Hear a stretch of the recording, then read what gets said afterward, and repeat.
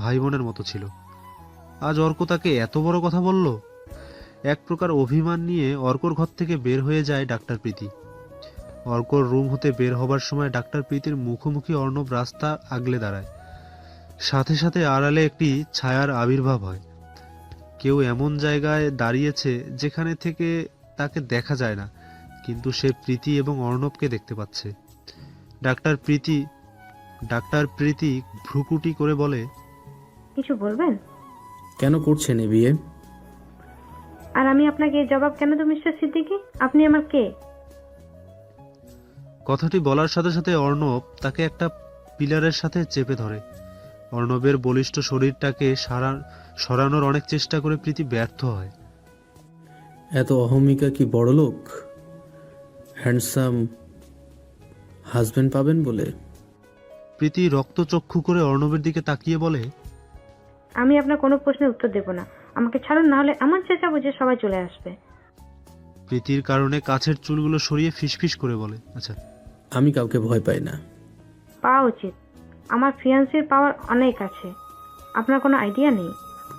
টাকার গরম দেখাচ্ছেন?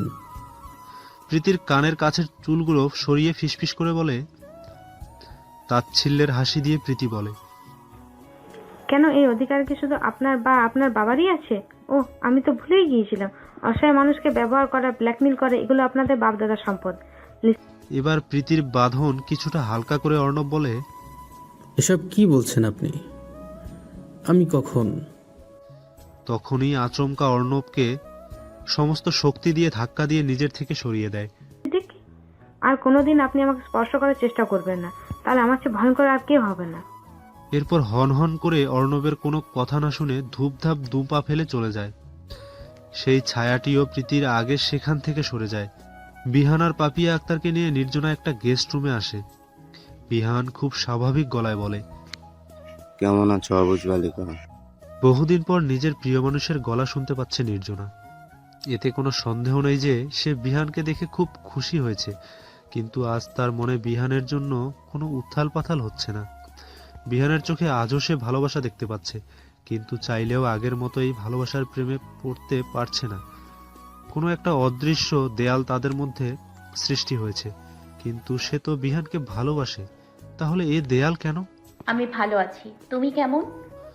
বিহান একটা দীর্ঘশ্বাস ছেড়ে বলে, নিজের প্রাণ পাখিকে অন্য কারো সংসারে দেখলে কি আর ভালো থাকা যায় বলো?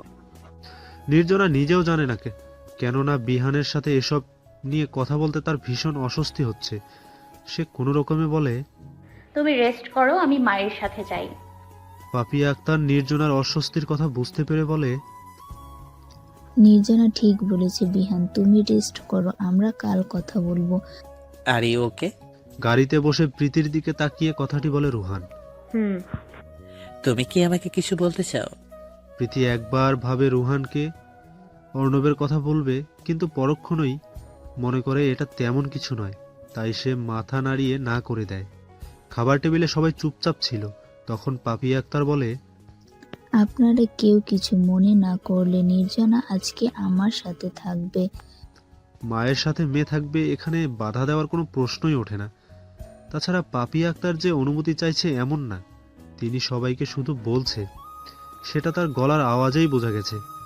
বিহান ফিরে আসায় পাপিয়া আক্তারের মধ্যে একটা অদ্ভুত আত্মবিশ্বাস সৃষ্টি হয়েছে। অর্ণবের মন ভালো না থাকায় প্রতিউত্তর করে না, আর অর্ক বিহানকে নির্জনার আশেপাশে দেখে কেমন যেন ভেঙে পড়েছে। নির্জনাও ঠিক করেছে আজকের রাতটা মায়ের সাথে থাকবে। অনেক কথা জমে আছে। নিজের ঘরে এসে দেখে অর্ক ঘুমাচ্ছে। ফোনের চার্জার নিয়ে নিঃশব্দে ঘর থেকে বের হয়ে যায় সে। নির্জনা চলে যেতেই অর্ক উঠে বসে। তুমি বিহানকে এতটাই ভালোবাসো যে আমার কথা একবারও জিজ্ঞেসও করলে না আমার শরীরটা এখন কেমন?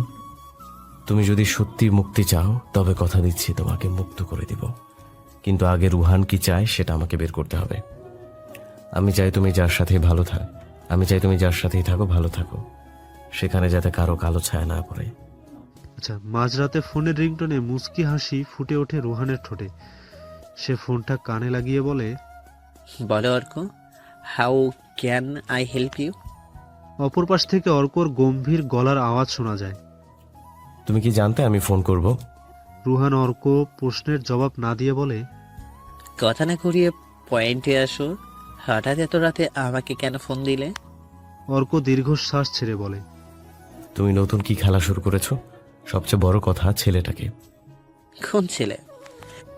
ভাবলেশীন হয়ে রুহান প্রশ্ন করে।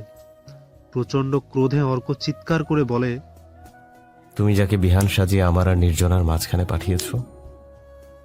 অর্কর চিৎকারে হা হা করে ঘর কাঁপিয়ে হাসল রুহান।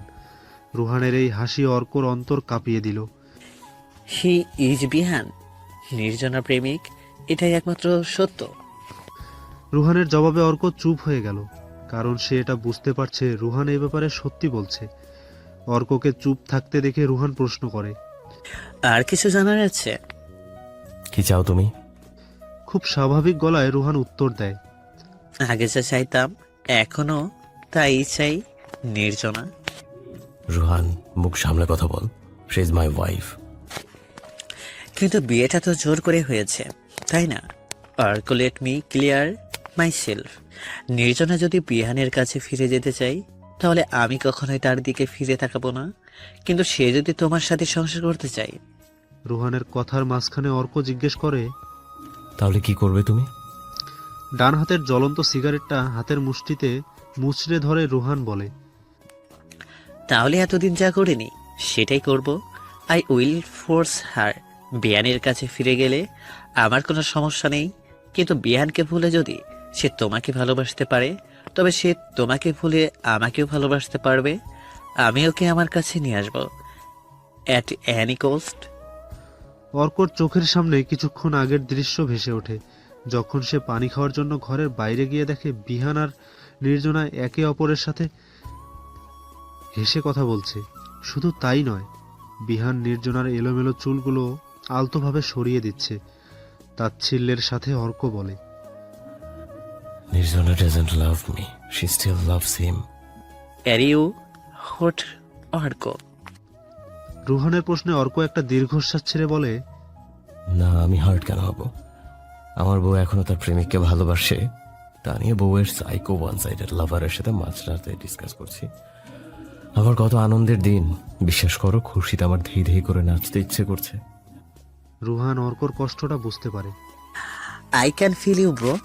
ভালোবাসার জন্য ত্যাগ, অন্যর হাতে তুলে দেওয়া, এগুলো বলা যত সহজ, রিয়েলিটি ততটাই কঠিন। ভালোবাসার মানুষের ভালোর জন্য কেউ নিজের ভালোবাসাকে অন্যর হাতে তুলে দিতে পারে না। আমি যদি তোমাকে ভুল প্রমাণ করতে পারি, তাহলে আমি নির্জনার জীবন থেকে সরে যাব। কথা দিচ্ছ? হ্যাঁ, কথা দিলাম।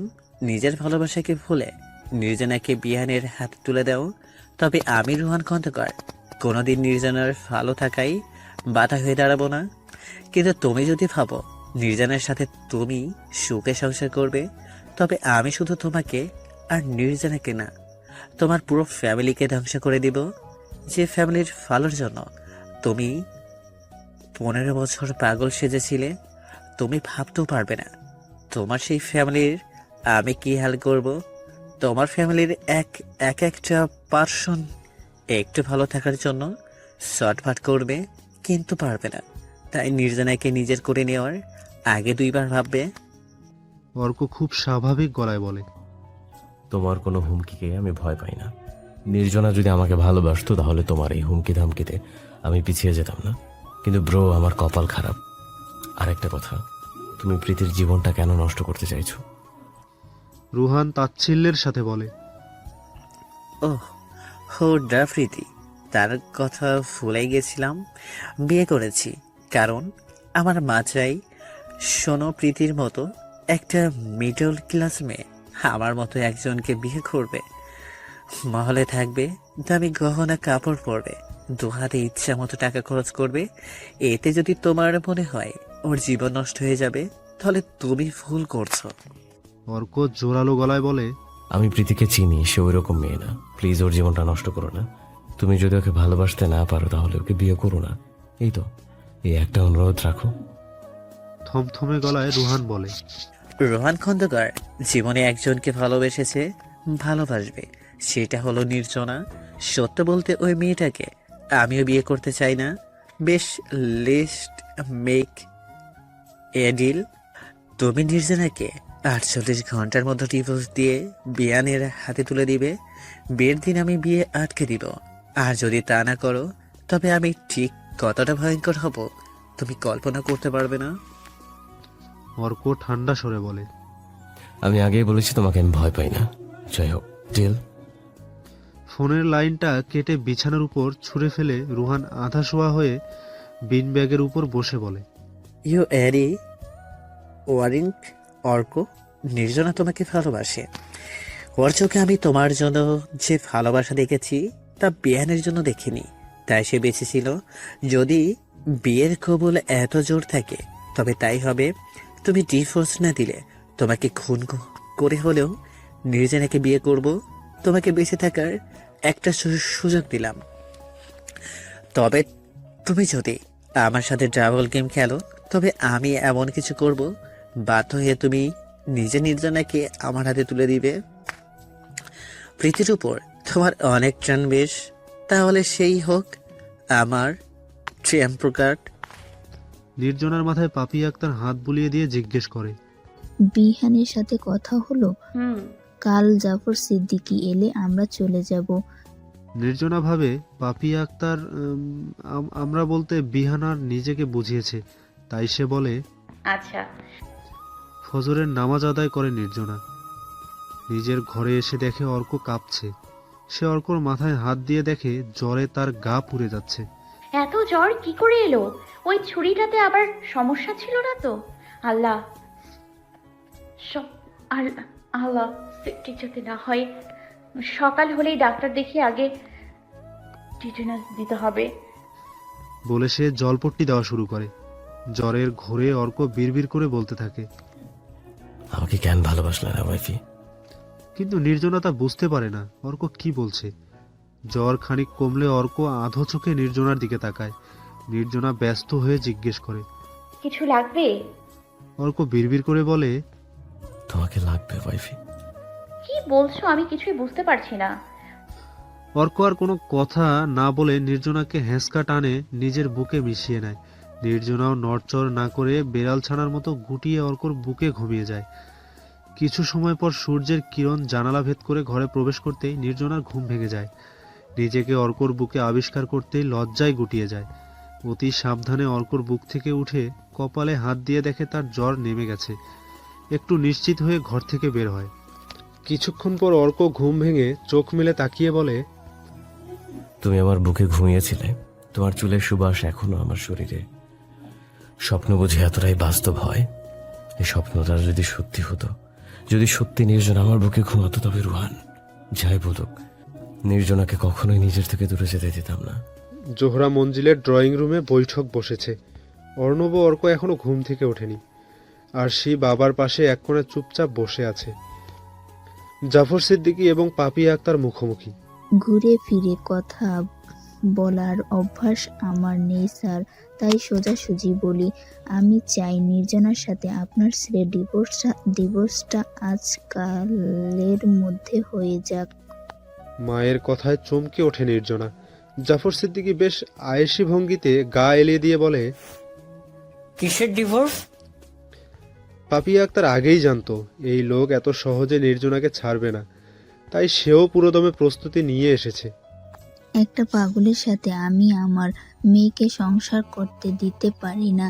তখন আমি রাজি হয়েছিলাম শুধুমাত্র বিহান নেই বলে, কিন্তু এখন বিহান ফিরে এসেছে। আর তাছাড়া রুহানা খন্দকারও এখন আর কোনো ঝামেলা করবে না, তাই যত তাড়াতাড়ি ডিভোর্সটা হয়ে যাবে ততই ভালো। মা, এসব তুমি কি বলছো? এই নিয়ে আমি তোমাকে সকালেই আমার সিদ্ধান্ত জানিয়ে দিয়েছি। অবাক হয়ে নির্জনা নিজের মাকে প্রশ্নটা করে। পাপিয়া আক্তার মেয়ের দিকে তাকিয়ে বলে, আমি ঠিকই বলেছি, অনেক হয়েছে। স্বাধীনতা পেয়ে যা খুশি তা করছো তুমি। পাগলের সাথে সারা জীবন নষ্ট করবে তা আমি হতে দিতে পারি না। এত আবেগ দেখানোর দরকার নেই। তোমার ডিভোর্স হবে, এটাই আমার শেষ কথা। মা, তুমি কিন্তু নির্জনাকে কথা বলার সুযোগ না দিয়ে বিহান তার হাত ধরে বলে, আমি জানি তুমি বিয়েটা কেন করছো, কিন্তু রোহন খন্দকার আমাকে কথা দিয়েছে সে আর কখনোই আমাদের মাঝখানে আসবে না, তাই আমাদের আর ভয়ের কিছু নেই। নির্জনা বিহানের থেকে নিজের হাতটা ছাড়িয়ে নিবে, তখনই খেই খেই উঠে জাফর সিদ্দিকী। বেয়াদব, ওর হাতটা ছাড়। বিহান আরো জোরে হাতের চাপ দিয়ে ধরে বলে, যদি না ছাড়ি তাহলে কি করবেন? আমি নির্জনাকে ভালোবাসি, নির্জনাও আমাকে ভালোবাসে। আমাদের আলাদা করার আপনি কে? নির্জনা আমার ছেলের বউ। এই মুহূর্তে যদি তুই ওর হাত না ছাড়িস, তাহলে তোকে জবাই করে তোর মাংস কুকুরকে খাওয়াবো। আচ্ছা, নির্জনও সে এক ঝটকায় বিহানের কাছ থেকে নিজের হাত ছাড়িয়ে জাফর সিদ্দিককে উদ্দেশ্য করে বলে, স্যার প্লিজ আপনি শান্ত হন, মাথা গরম করবেন না, আমি বিহানকে বোঝাচ্ছি। আর সেও নিজের বাবাকে সামলানোর চেষ্টা করে। বাবা শান্ত হও, এভাবে চেঁচামেচি করলে তুমি অসুস্থ হয়ে যাবে। এদিকে বিহানও কম যায় না, সে নির্জনার কোনো কথা না শুনেই নির্জনাকে উদ্দেশ্য করে বলে, ভয় পাওয়ার কিছু নেই, আমি আছি তো। এই লোক মন্ত্রী হয়েছে বলে কি মাথা কিনে নিয়েছে? আর এই যে মিনিস্টার সিদ্দিকী, আপনি যাই করুন না কেন, নির্জনাকে কিন্তু আটকাতে রাখতে পারবেন না। জাফর সিদ্দিকী আগের তুলনায় অনেক বেশি গর্জে ওঠে, বলে, তবে রে, যত বড় মুখ নয় তত বড় কথা। আমিও দেখি আমার ছেলের বউকে তুই কিভাবে আমার বাড়ি থেকে নিয়ে যাস। পাপিয়া আক্তারও কর্কশ গলায় চিৎকার করে বলে, আমরা কোর্টে যাব। অর্ক পাগল, তাই বিয়েটা খারিজ হয়ে যাবে। এতে আপনার রাজনৈতিক ক্যারিয়ারও নষ্ট হয়ে যেতে পারে। তাই বলছি স্যার, ভালোই ভালো ডিভোর্সটা হতে দিন। আর সেই জাফর সিদ্দিকীকে কোনোভাবেই শান্ত করতে পারছে না। এর মধ্যে কেউ নির্জনার কোনো মতামতই শুনছে না। জাফর সিদ্দিকী আর পাপিয়া আক্তারের মধ্যে বেশ জোরালো তর্ক বিবাদ চলছে। এক পর্যায়ে জাফর সিদ্দিকী বলে ওঠে, আপনারা যা খুশি তাই করুন। আমার ছেলে সুস্থ হওয়ার আগ পর্যন্ত নির্জনা এ বাড়ি থেকে কোথাও যেতে পারবে না। অর্ক এতক্ষণ একটু আড়ালে দাঁড়িয়ে সবই শুনছিল। জাফর সিদ্দিকীর এমন কথা শুনে একটা দীর্ঘশ্বাস ছেড়ে নিজের বাবাকে ডাক দেয়। বাবা। অর্কর ডাক শুনে সমস্ত কোলাহল থেমে যায়। নির্জনার দৌড়ে অর্কের কাছে গিয়ে বলে, এ কি তুমি উঠে এলে যে, তোমার না জ্বর? কিন্তু অর্ক নির্জনার সম্পূর্ণ কথা না শুনে তাকে এড়িয়ে নিজের বাবার সামনে গিয়ে দাঁড়িয়ে স্বাভাবিক গলায় বলে, বাবা, তোমার সাথে আমার কিছু কথা ছিল। অর্কর গলায় এতটাই স্বাভাবিক ছিল যে উপস্থিত সবাই বুঝতে পারে সে সুস্থ হয়ে গেছে। আর সেও খুশিতে গদগদ হয়ে যায়, কারণ এতদিন পর অর্ক নিজের স্বাভাবিক গলায় সবার সামনে কথা বলছে। তার মানে অর্ক সিদ্ধান্ত নিয়েছে সে আর পাগল সেজে থাকবে না। আর এমন হলে নির্জনাকে কেউ এ বাড়ি থেকে নিয়ে যেতে পারবে না।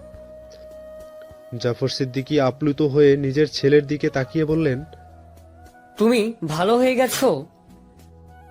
অর্ক তাচ্ছিল্যের সুরে বলে, হ্যাঁ, ভাগ্যিস ভালো হয়েছি, না হলে তো আমি জানতেই পারতাম না বাবা হয়ে তুমি কিভাবে আমাকে ঠকিয়েছো।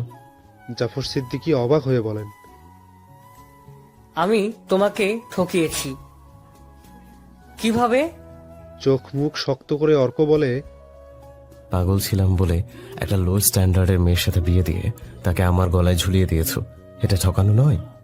I want divorce. অর্কর মুখে এই কথা শুনে সবচেয়ে বেশি মর্মাহত হন নির্জনা। সে অনুভূতি শূন্য নির্বাক হয়ে যায়।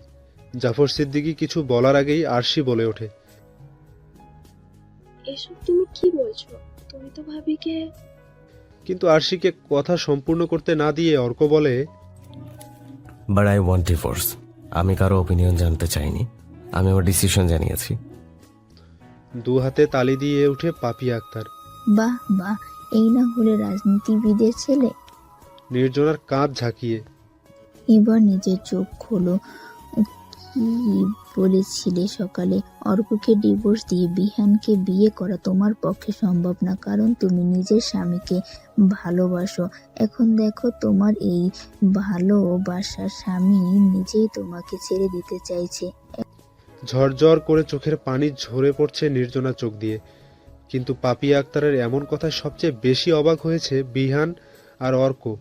বিহানের তো পুরো দুনিয়াটাই ওলটপালট হয়ে গেছে।